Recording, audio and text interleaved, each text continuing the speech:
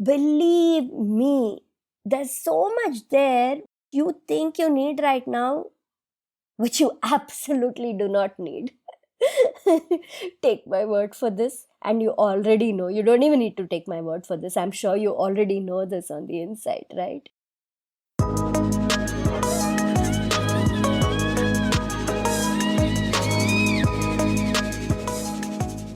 Hello, hello, hello. Welcome back to the Feel Good Factor. I'm Susmita Veganosaurus, and I'm so glad you could join me here today.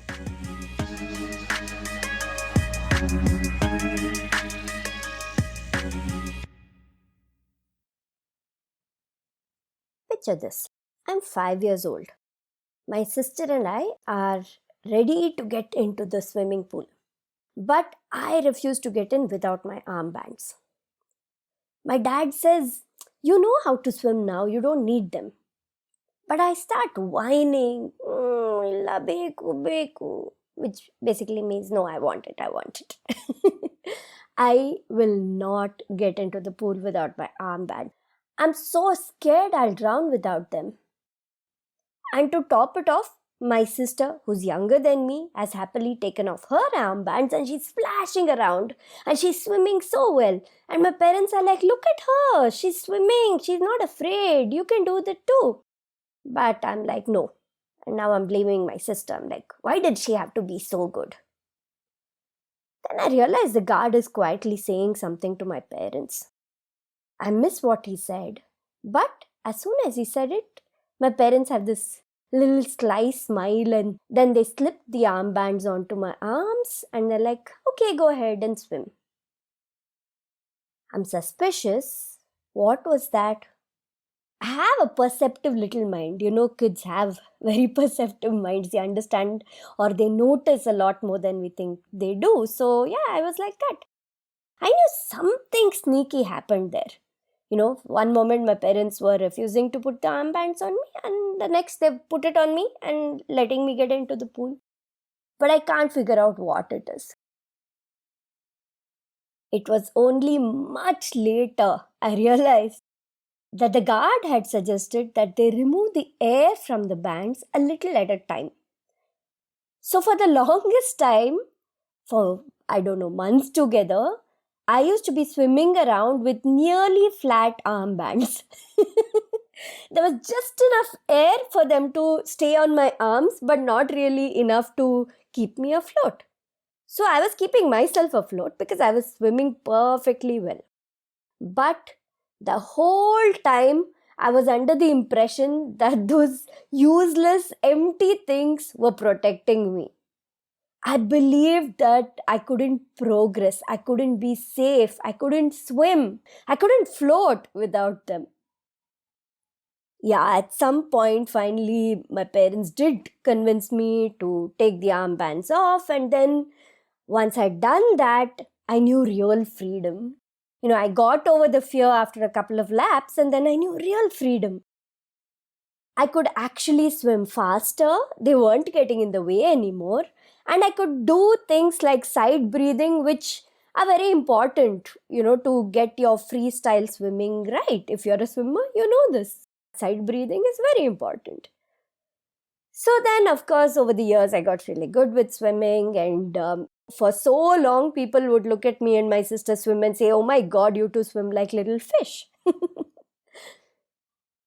A little silly, no? That all that time I wasted clutching onto my armbands and insisting on having them and being so scared to go forward without them. You'll say, kids, come on, kids are gullible, they are innocent, they have all these fears, they have all these attachments, it's understandable. Sure, but guess what?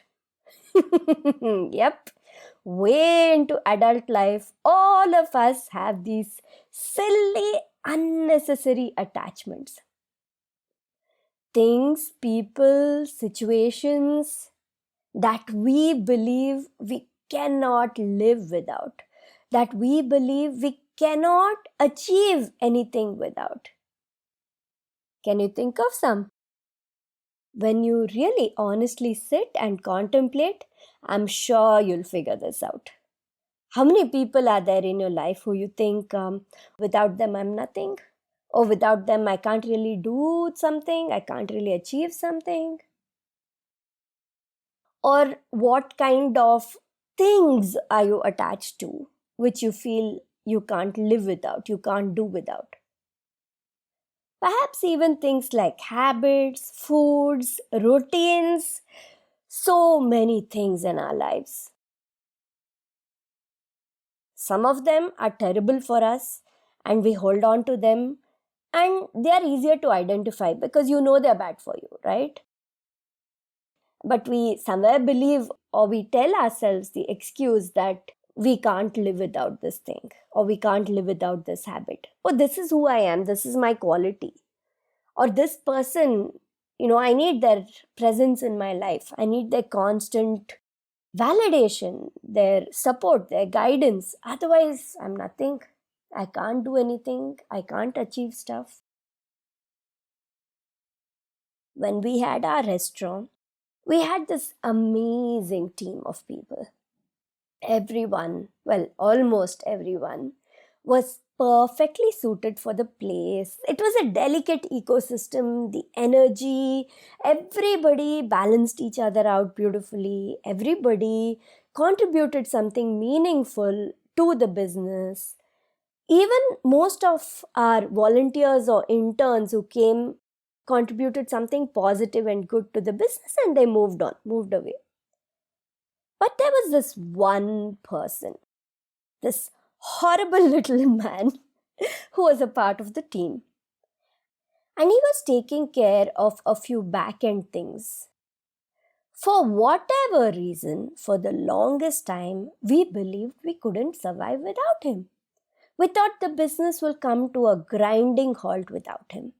So even though we knew how horrible he was, like every day he'd come into the restaurant, those hours that he was present, the energy was negative. Something somehow was wrong. Somehow everything was filled with friction and people were clashing with each other, and he'd always create some kind of an issue.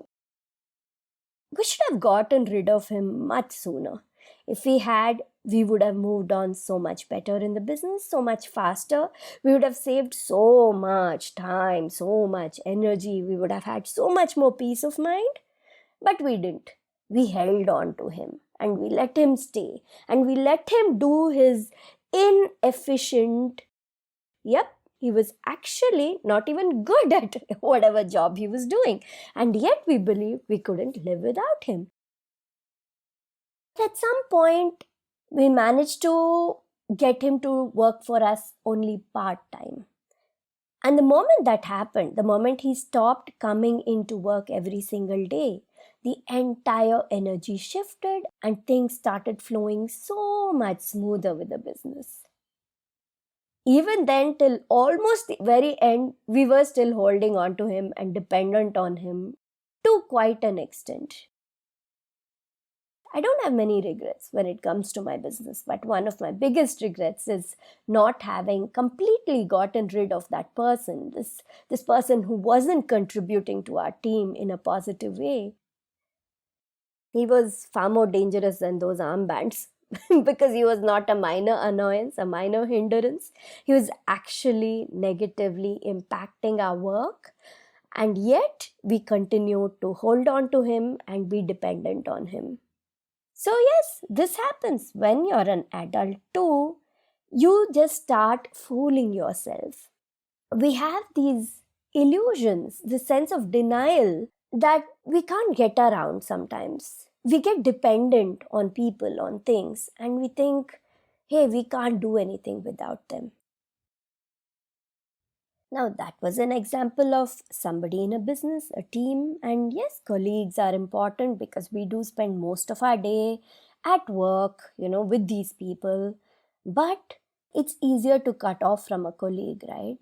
But so many times there are people far closer to us in our daily lives, friends, family members, who we believe we cannot live without, who we believe have to validate us, and we always wait on their approval, and we feel like without their support and approval we can't make anything happen. And here's the thing, we can actually let go of these attachments. It's very, very possible. And you don't even have to cut these people out of your life entirely. You just have to change the dynamics of the relationship. You need to spend lesser time looking for their support. That's it. You can spend time with them, you can be with them, but they don't have to support you in what you do. You can do things without them. You can achieve things without them. The horrible things are easier to identify. But then there are so many things which they are not necessarily bad for you, but you still don't need them. You don't need them and they're kind of slightly getting in your way. You drop them and you're so much more free. You can just move forward so much faster in your life, just soar so much higher without this stuff, without clutching on to these attachments, these unnecessary things, people, situations. An even simpler area of life to get rid of unnecessary, useless attachments and crap is basically stuff that we've collected over the years, things that we think we need, and then we hoard them and pile them, and then they just sit there collecting dust and layers of stuff, occupying your home, your cupboards, your work table, your kitchen, whatever it is, right? Occupying these spaces unnecessarily and not allowing other things to come in, better things to come in. I realized the biggest impact of this when I moved. Because when you move from one place to another, you simply cannot haul things that you've collected over decades. And that is a point at which you realize, oh my God, I have so much crap that I don't need, that I don't use. And a lot of it may not be crap, a lot of it may be even good stuff, but it's not useful to you anymore. It doesn't play a role in your life anymore. It's just holding you back, it's just slowing you down. During the move, I got rid of so much stuff. Oh my God, it was incredibly freeing. It was like, oh, deep breath in and out.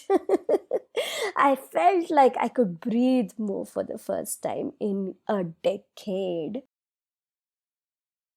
So, how about this? Why don't you start by looking at the stuff you've collected, stuff that you have which really isn't necessary for you? Start with one part of your house, maybe just your cupboard, because clothes are something that we tend to hoard a lot, and then move on from one place to another, and dispassionately look at these things and say, okay, what do I need, what do I not need, what is actually useful right now in my life for me to keep moving forward in a positive, light, smooth, easy flowing way. And then you just start getting rid of the other good stuff, other bad stuff, whatever that's there. Just start getting rid of it. Believe me, there's so much there you think you need right now, which you absolutely do not need. Take my word for this, and you already know. You don't even need to take my word for this. I'm sure you already know this on the inside, right? So, how about with spring that has just started, we get to do some spring cleaning of our lives, of our stuff, of even our digital spaces. Everywhere you are holding on to things, relationships, if you have attachments, if you have habits, whatever you're holding on to that is not serving you, get rid of it, flush it out of your life, cleanse it out, and watch the freedom, the freshness, the joy, and the clarity it brings into your life. Hey, lovely people. It is so good chatting with you today. If you enjoyed this episode of the Feel Good Factor, you are going to love what I share in my newsletter. It's called the Feel Good Tribe, and I send out emails once or twice a month with secret stories, fun updates, life and business tips, spiritual guidance, and just so much more. Go to my website veganosaurus.com, that is veganosaurus.com/newsletter, and sign up. I can't wait to have you on the Feel Good Tribe. Thank you so much for listening to this episode of the Feel Good Factor. I'm Susmita Veganosaurus, and I'm looking forward to talking to you again very soon. Bye!